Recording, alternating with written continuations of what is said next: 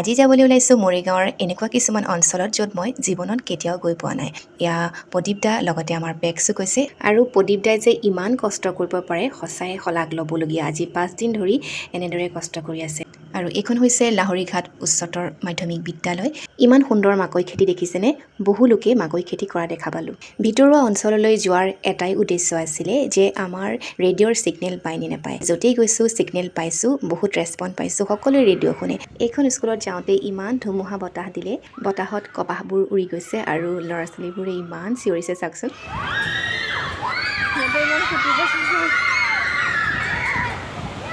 বহুতে ৰেডিঅ' শুনে। ৰেডিঅ' যে আমাৰ জ্ঞানৰ ভাণ্ডাৰ সকলোৱে কৈছে। ভাল লাগিলে। আজিকালি যিহেতুকে মোবাইলৰ যুগ, গতিকে বহুতৰ ঘৰতে ৰেডিঅ' নাই, মোবাইলতে শুনিব পাৰে। এটা এপ আছে, সেইটো হৈছে নিউজ অন AIR। আৰু এয়া চাওকচোন, বতৰটো ইমান কলা মলা কৰি আহিছিলে, ধূলি গোটেই ৰাস্তাটো। তাৰপিছত যেনিবা বতৰটো ফৰকাল হ'ল। আৰু এইখন হৈছে মৰিগাঁও মহাবিদ্যালয়, আজিহে দেখা পালোঁ। তাৰপিছত আমি খাবলৈ গ'লোঁ এইখন ধাবা খৰিকাজাই। আৰু দুপৰীয়া আহাৰ কেতিয়া খাইছোঁ জানেনে? আবেলি 5টা বজাত। আৰু ইমান সুন্দৰকৈ আমাৰ ছাৰহঁতে খোৱালে, সুন্দৰ থালি। ইয়াতে বিভিন্ন আইটেম আছে আৰু মই খালোঁ মাটন। মই যিহেতুকে ভাল পাওঁ সেইকাৰণে ছাগলী মাংস মোক খোৱালে।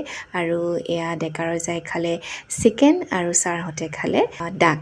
খাই বৈ অকণমান বহিলোঁ, তাৰপিছত আকৌ যাত্ৰা আৰম্ভ কৰিলোঁ। ইমান যে ভিতৰুৱা গাঁৱলৈ গৈছোঁ নহয়, বহুত কষ্ট হ'ল। ৰাতি 8টা বাজিল, কিন্তু ভাল লাগিলে। এটা সুন্দৰ দিন পাৰ কৰিলোঁ ৰেডিঅ'ৰ কাৰণে। গতিকে ৰেডিঅ' শুনিব আৰু 10জনকো শুনাব। নমস্কাৰ।